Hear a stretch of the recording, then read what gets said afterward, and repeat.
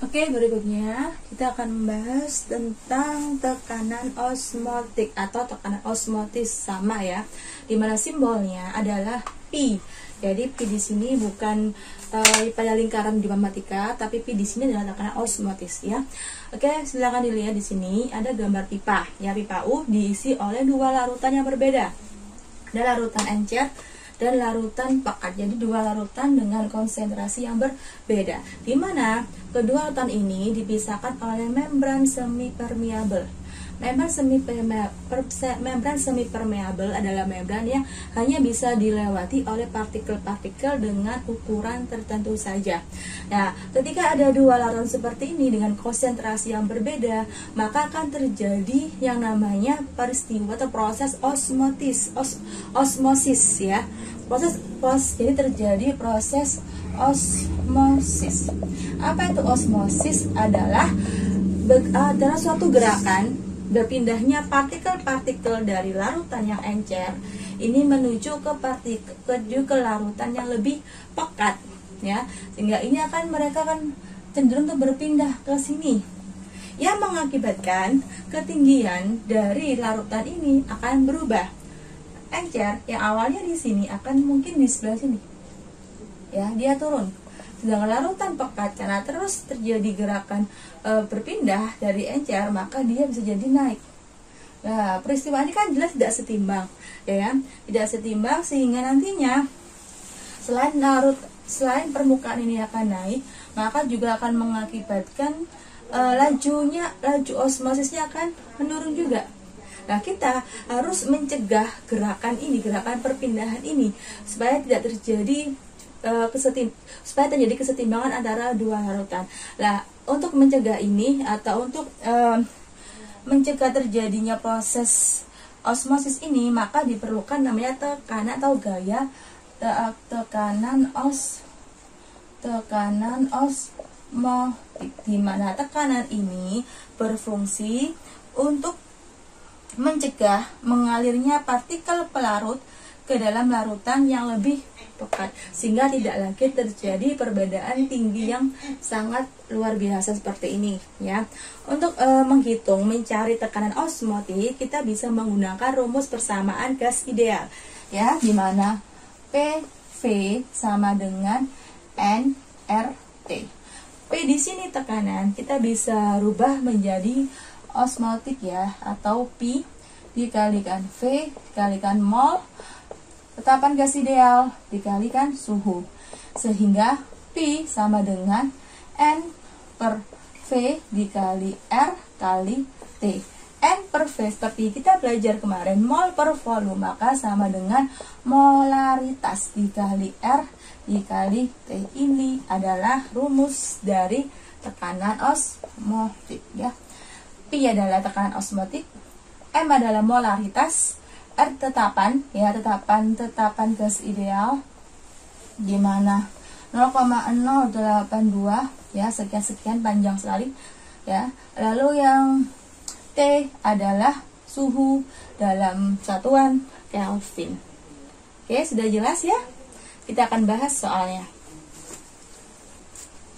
Oke, jadi tadi kita sudah belajar 4 rumus ya. Yang pertama adalah rumus tekanan uap ya, penurunan tekanan uap, di mana delta P itu sama dengan X terlarut dikalikan P0 ya. Rumus yang kedua yaitu kenaikan titik didih, delta T boil, TB ya, bukan T buku ya, adalah molaritas dikalikan KB.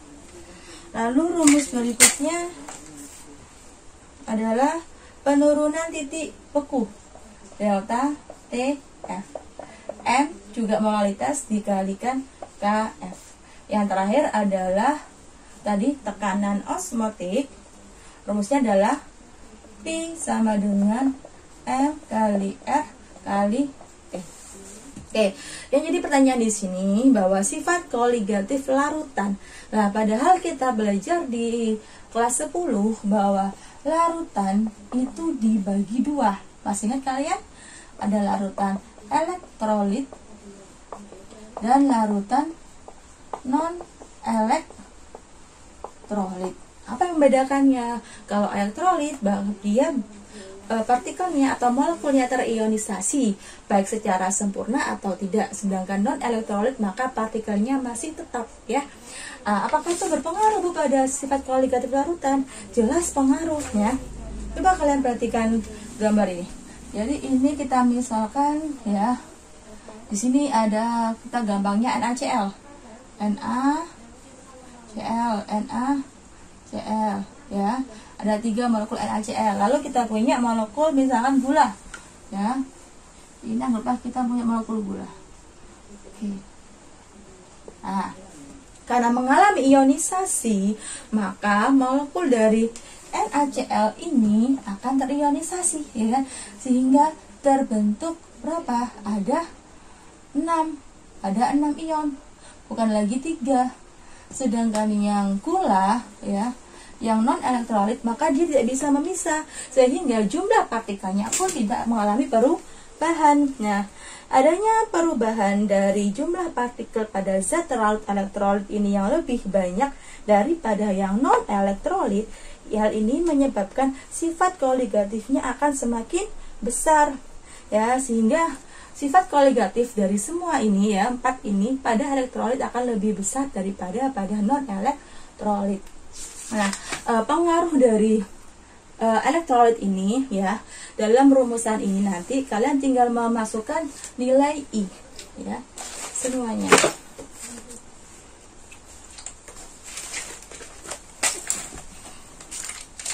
Oke, untuk yang delta P diberi tambahan I di sini, tambahin di sini, I di sini, dan I juga, semua ada I-nya.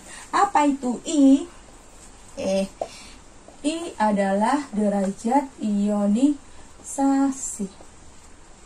Nah, derajat ionisasi di mana rumusnya? Kalian bisa cek di buku paket kalian halaman 20, ya. Beliau nggak akan jelaskan lebih rinci lagi. Kalian harus ingat bahwa rumusnya I adalah 1 ditambah N-1 dalam kurung dikali alfa. Nah, ya, 1 tambah N-1 dikalikan alfa. Gimana ngitungnya, Bu? Misalkan kita punya paling gampang NaCl, ya. Saya kasih contoh NaCl. Tentukan I-nya dulu, ya.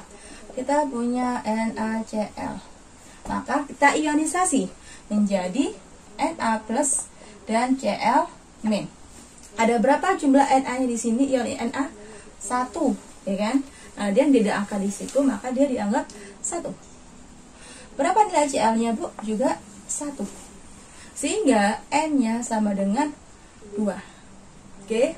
I sama dengan 1 ditambah N-nya berapa?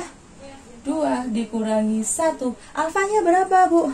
Alfa itu jika dia non elektrolit, ya, itu alfanya sama dengan 0. Jika dia elektrolitnya kuat, maka alfanya sama dengan 1. Jika elektrolitnya lemah, maka alfanya itu antara 0 sampai 1. Jadi biasanya kalau dia yang lemah akan diketahui berapa alfanya. Tapi kalau dia kuat, maka otomatis alfanya adalah 1, ya. Sehingga kita bisa menghitung 1 ditambah 1 dikurangi 2 kurangi 1, 1 dikali 1, 1 kan, sehingga jawabannya 2. Oke? Contoh berikutnya, kita punya H2SO4, ya. H2SO4. Maka kita jadikan H+ dan SO42-. Disetarakan, hanya 2, maka di sini harus 2.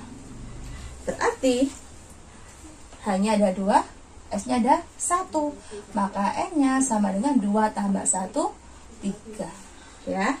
Sehingga nilai I-nya 1 ditambah 3-1 dikalikan 1. Dari mana 1? Karena dia elektrolit kuat, ya. 1 ditambah 3 kurangi 1, 2 dikali 1, 2. Berarti jawabannya adalah 3. Jelas, ya? Jadi jika kalian sebelum kalian mau mengerjakan memasukkan rumusnya, kan harus tahu dulu soal itu adalah untuk larutan elektrolit atau yang non elektrolit. Oke?